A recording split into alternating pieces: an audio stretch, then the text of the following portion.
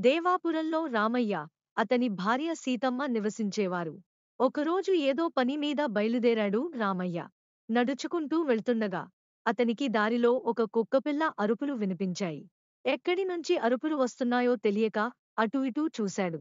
పక్కనే ఉన్న కాలువలో ఆ కుక్కపిల్ల పడి ఉంది. దాన్ని బయటికి తీసి పక్కనే ఉన్న కుళాయి దగ్గరకు తీసుకెళ్లి దాని ఒళ్లంతా శుభ్రం చేశాడు. దాన్ని ఇంటికి తీసుకెళ్లి ఆహారం కూడా పెట్టాడు.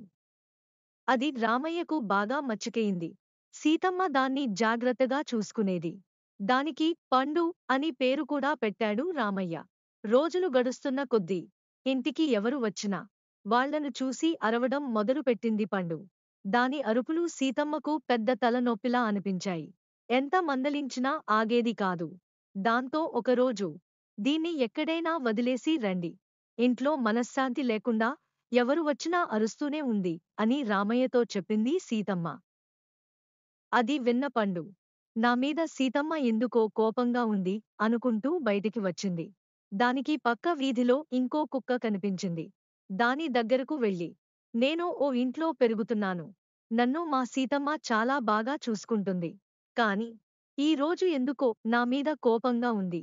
కారణం ఏంటో అర్థం కావడం లేదు అంది. అసలు నువ్వేం చేశావు?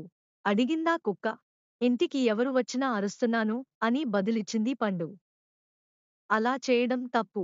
ఎవరైనా హాని తలపెడుతున్నారు అనిపించినప్పుడు మాత్రమే అరవాలి. అంతేగాని ప్రతిసారీ అరవకూడదు చెప్పిందా కుక్క. ఆ మాటలు విని అక్కడినుంచి ఇంటికి పరిగెత్తింది పండు. ఇక అప్పటినుంచి అందరినీ చూసి అరవడం మానేసిందది. ఎవరైనా రామయ్య, సీతమ్మలతో గట్టిగా మాట్లాడినా, కోపగించుకున్నా అప్పుడు మాత్రమే అరిచేది. అది చూసి సీతమ్మ, మన పండు చాలా మారిపోయింది అని సంతోషించింది. ఒకరోజు రామయ్య ఇంటికి ఓ వ్యక్తి వచ్చాడు. అతను మాట్లాడుతుంటే అలాగే చూడసాగింది పండు.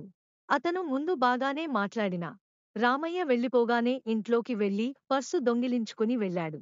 అది పండు చూసినా అతను రామయ్యని ఏమీ అనలేదు కాబట్టి అలాగే ఉండిపోయింది. కాసేపటికి రామయ్య ఇంట్లోకి వచ్చి చూస్తే పర్సు కనిపించలేదు. ఎవరో ఇంట్లోకి వచ్చిన అడుగులు ఉన్నాయి. దాంతో, ప్రతిసారీ అరుస్తూనే ఉంటావు. ఇంట్లో నుంచి వస్తువులు ఎత్తుకుపోతున్నా ఏమీ అనకుండా ఉన్నావా? అంటూ పండుని కోపగించుకున్నాడు రామయ్య. అసలు తనను ఎందుకు తిడుతున్నాడో అర్థంకాక అయోమయంలో పడిపోయిందది. ఇక వెంటనే వీధి కుక్క దగ్గరకు పరిగెత్తింది.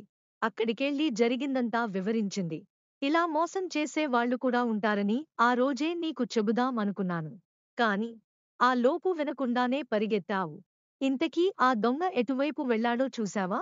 అడిగిందది. అతను వెళ్ళిన దారి చూపించింది పండు. వెంటనే రెండూ కలిసి ఆ దారిలో పరిగెత్తాయి.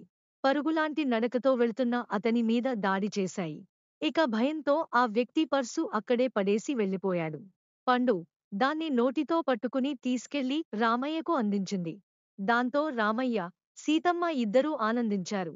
దాన్ని కసురుకున్నందుకు క్షమాపణగా దగ్గరికి తీసుకుని తల నిమిరారు.